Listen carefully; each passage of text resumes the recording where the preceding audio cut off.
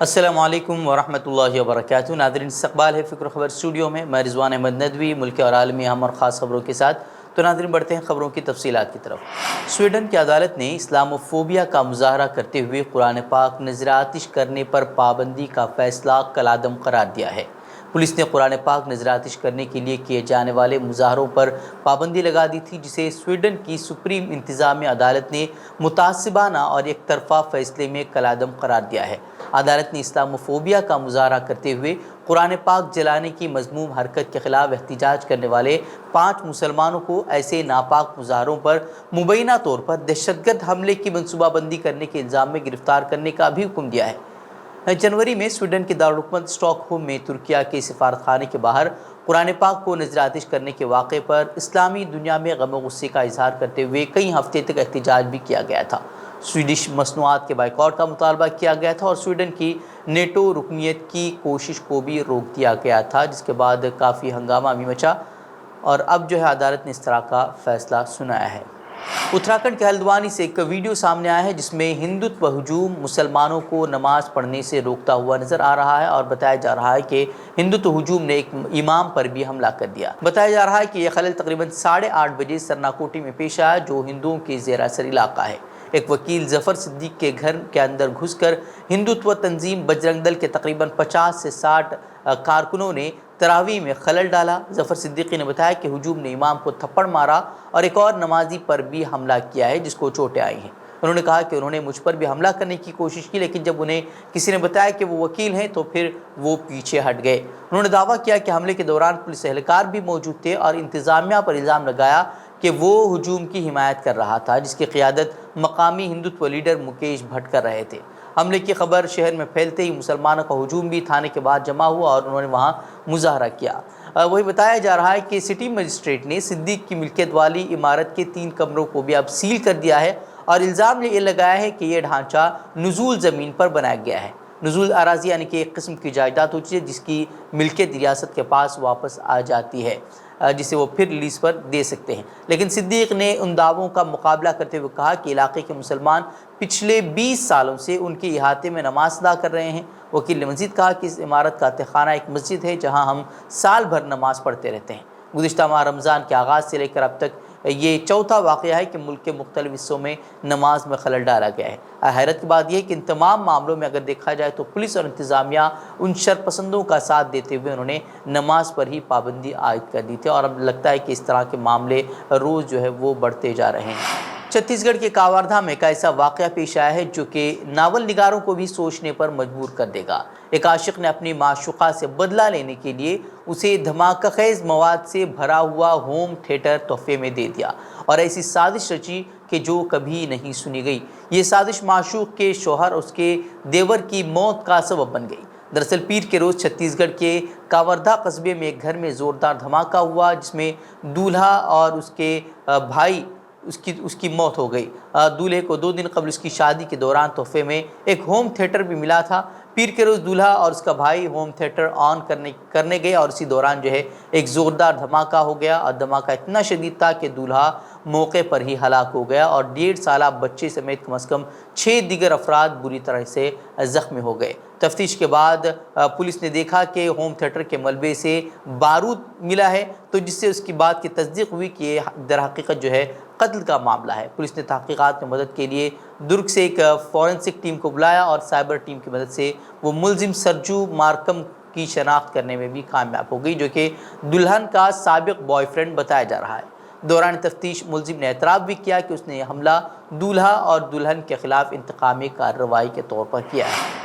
وہیں کیرل کی خصوصی عدالت نے منگل کو 2018 میں پلکڑ ضلع کے اٹاپاڈی تعلقے میں ایک آدیواسی شخص کو ہجومی تشدد کے ذریعے ہلاک کرنے کے جرم میں 14 افراد کو قصوروار قرار دیا ہے۔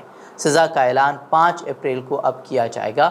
وہیں مادھو نامی آدیواسی شخص کو 22 فروری 2018 کو ایک ہجوم نے اس شبے میں قتل کر دیا تھا کہ اس نے مقامی دکانوں سے چاول اور کری پاؤڈر چوری کیا تھا۔ ملزمان نے اپنے موبائل فونز میں لنچنگ کی ریکارڈنگ بھی کی تھی اور اب اس معاملے میں عدالت نے اپنا فیصلہ سنا دیا ہے۔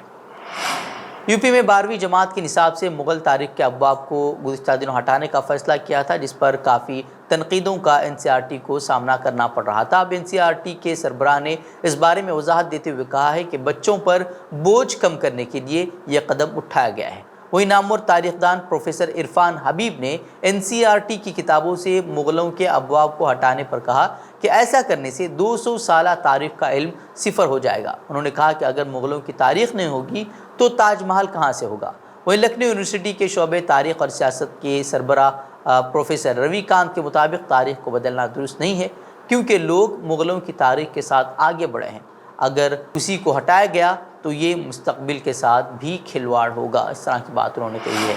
वहीं बिहार की राजधानी पटना से तकरीबन 70 किलोमीटर दूर मौजूदा नालंदा ज़िले की बिहार शरीफ में रामनवमी के दौरान हुए तशद्दुद ने हर किसी को अंदर से झंझोड़ कर रख दिया है। मीडिया में आ रही वीडियोस में जली हुई दुकानें, गोदाम और घर से छुपकर बाहर की तरफ झांक रहे लोगों को देखकर शहर में फैली दहशत महसूस की जा सकती है।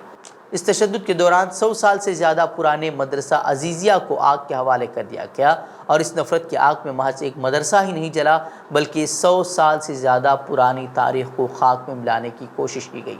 मदरसा अजीज़िया की लाइब्रेरी को भी जला दिया गया, जिसमें बताया जा रहा है कि 4500 से ज़्यादा किताबें मौजूद थी।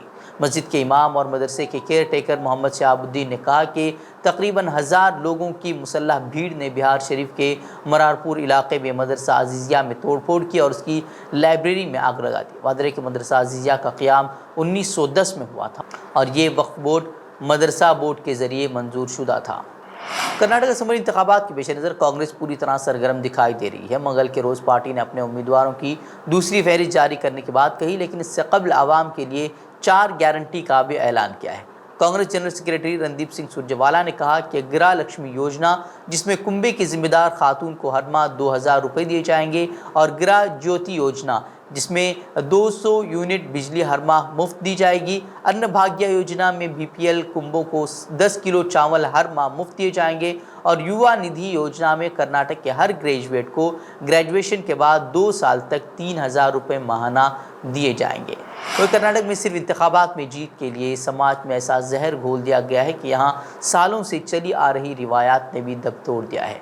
तारीख में पहली बार बेलूर चिन्ना केशवा मूर्ति प्रोग्राम में नीम फौजी दस्तों की मौजूदगी में कुरान की तिलावत के बगैर रत उत्सव का इनेकाद किया गया। पहले अकीदतमंद रत उत्सव के दौरान कुरान करीम की तिलावत करते थे, लेकिन पिछले साल से हिंदू शिद्दत पसंद तंजीमों की जानिब से लगातार उसकी मुखालफत हो रही थी और उसको लेकर एहतजाज भी उनकी तरफ से किया गया था।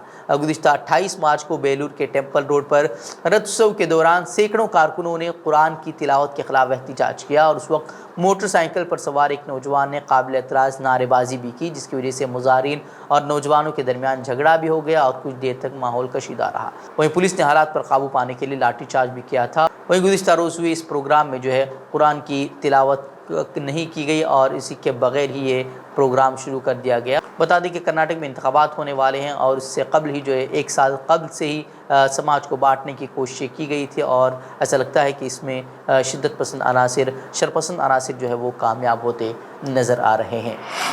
तो हम बढ़ते आलमी खबरों की तरफ। साहिनी फोर्सेस की जारहियत उरूज पर है। काबिज इसराइली फ़ौज ने माह रमज़ान में तक़द्दुस को पामाल करते हुए मस्जिद अक़सा पर धावा बोल दिया। इसराइली फ़ौजी दंदनाते हुए मस्जिद के अंदर दाखिल हुए और इबादत में मसरूफ़ लोगों को तशद्दुद का निशाना बनाया। मस्जिद अक़सा में ग्रेनेड और गैस बम फेंके गए और नमाजियों को वहशियाना तशद्दुद का निशाना बनाया गया है। हमले में ख़वातीन और बच्चों समेत 12 फ़लस्तीनी भी ज़ख्मी हुए हैं। हमले की मोबाइल फ़ोन से बनी वीडियो सामने आ गई हैं, जिसमें इसराइली फ़ौज की सफ़ाकियत साफ नज़र आ रही है कि किस तरह रमज़ान मुबारक में इबादत के लिए जमा फ़लस्तीनी नमाजियों को तशद्दुद करके मस्जिद से निकाला जा रहा है। दूसरी जानिब गज़ा से मुतअद्दिद रॉकेट इसराइल की जानिब फ़ायर किए गए। इसराइल ने फ़लस्तीनी इलाकों से मुल्हिक़ा मकामात पर हाई अलर्ट भी जारी कर दिया। वहीं फ़लस्तीन अथॉरिटी के सदर महमूद अब्बास के तर्जुमान ने बयान में कहा कि इसराइल मुक़द्दस मकामात में दाखिल होकर खाने जंगी को दावत दे रहा है। वहीं पाकिस्तान को इस वक्त सिर्फ माशी बहरान का ही नहीं बल्कि वहाँ की सियासत भी ज़बरदस्त बहरान में दिखाई दे रही है। پاکستانی سپریم کورٹ کی 3 رکنی بینچ نے الیکشن کمیشن کے ذریعے 8 اکتوبر کو پنجاب میں انتخابات کرانے کے حکم کو کالعدم قرار دیتے ہوئے صوبائی اسمبلی میں 30 اپریل سے 15 مئی کے درمیان انتخابات کرانے کا حکم صادر کیا۔ بعد ازاں وزیر اعظم شہباز شریف کی زیر صدارت وفاقی کابینہ کے اجلاس میں الیکشن سے متعلق سپریم کورٹ کی 3 رکنی بینچ کے فیصلے کو مسترد کر دیا گیا۔ سپریم کورٹ کے فیصلے کے حوالے سے عمران خان کا کہنا تھا کہ اگر سپریم کورٹ کے فیصلے تسلیم نہیں کرتے تو اس کا مطلب پاکستان میں قانون ختم ہو گیا اور ہم جنگل کے قانون کی طرف جا رہے ہیں۔ تو ناظرین، یہ خبریں، مزید خبروں کے لیے آپ ہمارے ویب سائٹ www.fikrkhabar.com کی طرف رخ کر سکتے ہیں۔ ویڈیوز کے لیے ہمارے یوٹیوب چینل کو سبسکرائب کریں۔ تو ناظرین، اجازت دیں۔ السلام علیکم ورحمۃ اللہ وبرکاتہ۔